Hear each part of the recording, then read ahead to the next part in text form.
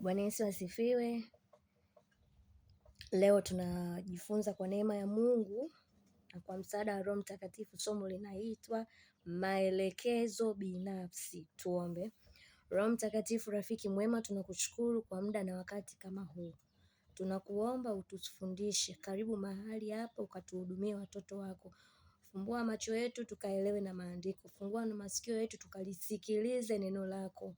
Na pinga na kuziteka nyara kila hila za ibilisi kwa jina la Yesu Kristo, amen. Haleluya. Maelekezo binafsi. Kwanza lazima tuelewe maelekezo binafsi ni nini na kwa nini tupewe maelekezo binafsi. Haleluya. Maelekezo binafsi bwana ni maagizo maalum ambayo Mungu anampa mtumishi wake. Haleluya. Ni maagizo maalum ambayo Mungu anampa mtumishi wake. Na hayo maagizo maalum yanakuwa kwa mtu huyo mmoja, specific mtu mmoja. Haleluya. Na lengo la maagizo binafsi ni kutufundisha sisi kuyafuata yale ambayo Mungu ametuamuru.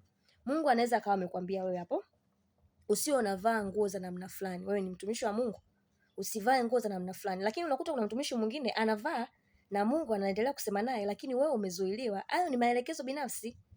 Yes. Na uwezo ukaturn that into sermon kwamba usifanye hiki, usifanye hiki. Hapana, yeye hajapata ile conviction from within, na hawezi akaanza kusema kwamba kufanya hiki sio kuvaa mavazi fulani. Hapana, ni yeye personally. Yani maelekezo binafsi ni personally, mtu anayapata kutoka kwa Mungu. Mtu mwingine anaweza akaambiwa hivi, usio unanyoa minyoe fulani hivi, denge nini, usinyoe, wenyoa tu flat. Hayo ni maelekezo binafsi. Haina maana kwamba wale wanaonyoa denge kwamba Mungu hawatumii. Hapana, ni maelekezo binafsi. Maana watu kwa kukoti vibaya na kutafuta sehemu ya kukosoa mpo vizuri. Hicho kitengo na wakubali. I salute you in the name of Jesus. Pia maelekezo binafsi, Mungu anaweza akakwambia usiende mahali fulani, lakini mwingine anaenda na it's okay. Lakini wewe personally hujapata that conviction from within, from Holy Spirit. Unazuiliwa kufanya jambo fulani na mwingine anafanya, it's okay. Lakini wewe ukifanya kwako, you are being forbidden. Hallelujah. Umezuiliwa, umekatazwa. Ni maelekezo binafsi. So swala la maelekezo binafsi ni swala la mtu binafsi kumtii Roho Mtakatifu anachomwambia. Natamani tujifunze hichi kisa. I hope it will help us.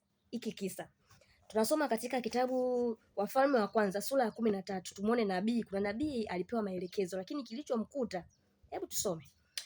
Nabii wa Yuda. Nitakuwa nasoma kwa kuruka kwa sababu ya time. Nabii wa Yuda huyu. Wafalme wa Kwanza sura ya 13. Yes, nitaanzia kusoma mstari wa ngapi? Yes, mstari wa 6. Mfalme akamjibu akamwambia yule mtu wa Mungu, umsihi sasa Bwana Mungu wako ukaniombee ili nirudishiwe mkono wangu tena. Yule mtu wa Mungu akamuomba Bwana, mkono wa mfalme ukarudishwa tena ukawa kama ulivyokuwa kwanza. Kwa muda wako utasoma hii sura nzima. Usiwe mvivu kusoma neno la Mungu. It's very important. Kwa muda wako utasoma hii sura nzima, Wafalme wa Kwanza sura ya 13 yote, hata sio ndefu. Mbona unaweza kukaa kuangalia mpira masaa almost mawili, sijui yale. Kuangalia movie masaa 3, saa 3 nzima unaangalia, kuchat nini. Kwa hiyo hata kusoma neno la Mungu ni fresh tu. Tenga muda utasoma hiki kisa. Mfalme akamwambia mtu wa Mungu, karibu nyumbani kwangu ujiburudishe nami nitakupa thawabu. Mtu wa Mungu akatoboa siri. Sikiliza. Mtu wa Mungu akamwambia mfalme, ujaponipa nusu ya nyumba yako, sitaingia pamoja nawe, wala sitakula chakula, wala sitakunywa maji mahali hapa. Kwa nini? 9. Maana ndivyo nilivyoagizwa kwa neno la Bwana kusema, usile chakula chochote, wala usinywe maji, wala usirudi kwa njia ile uliyoijia. Basi akaenda zake kwa njia nyingine, wala hakurudi kwa njia ile aliyoijia Betheli. Umeona? Sasa wakati huo anaongea hivyo, kuna watu masikio, yani vipaza sauti, watu redio mbao zilianzika hata enzi na enzi watu walimsikia. Basi nabii mmoja mzee alikuwa akikaa katika Betheli, naye wanawe wakamwendea. Wakafanyaje? Wakamwambia kila neno alilolitenda yule mtu wa Mungu siku ile katika Betheli, na maneno aliyomwambia mfalme, hayo nayo walimwambia baba yao. Unaona, huyu mtu wa Mungu, huyu nabii kutoka Yuda, jina lake halijaandikwa. Huyu nabii kutoka Yuda alitoboa siri, alitoboa maelekezo binafsi aliyopewa na Mungu. Haleluya! Na akampata mambo ndaruka, yaliyompata mambo, yani mambo mazito alimpata, kwa sababu huyu nabii mzee lengo lake halikuwa zuri, na sio kila mtu wa kumwambia mambo yako. Yani maelekezo binafsi, it's personal. Mtu wa Mungu, guard it, yaandike kwenye daftari, tulia. Sio unakaa kumwambia kila mtu, nimeambiwa 1 2 3, nimeambiwa mume wangu ni fulani, nimeambiwa mke wangu ni fulani. Do you think people love you so much? People are envy.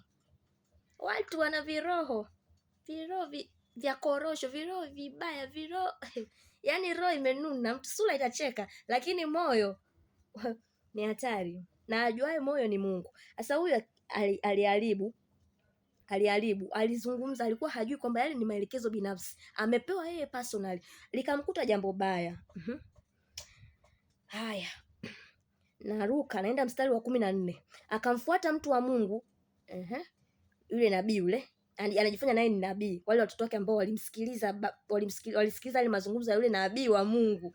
Sasa achana na huyu nabii uchwara, nabii fake, yalimkuta mambo. Yani Mungu atusaidie. Naye akamwambia hivi, akamfuata mtu wa Mungu, akamkuta ameketi chini ya mwaloni. Hiyo mstari wa 14.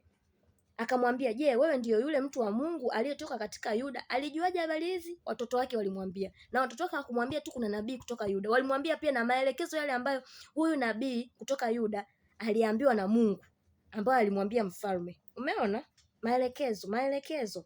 Naye akamwambia, siwezi kurudi pamoja nawe wala kuingia pamoja nawe, wala sili chakula wala sinywi maji pamoja nawe hapa, kwani nimeambiwa kwa neno la Bwana, usile chakula wala usinywe maji huko, wala usirudi kwa njia ile uliyoijia.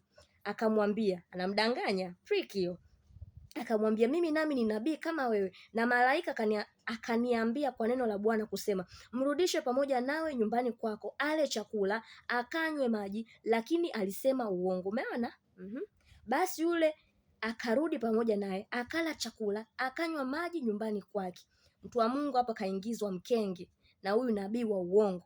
Afu kamwambia kabisa, malaika kaniambia. Sasa ambacho huwa nikisoma hiki kisa nashangaa, najiuliza ni kwamba huyu nabii wa kweli, huyu nabii kutoka Yuda ambaye aliambiwa kwa neno la Bwana kwamba asirudi katika ile njia, wala asile wala asinywe, yani akishatoka kufanya kazi ya Mungu anarudi njia nyingine, hali wala kunywa, ni goodbye home.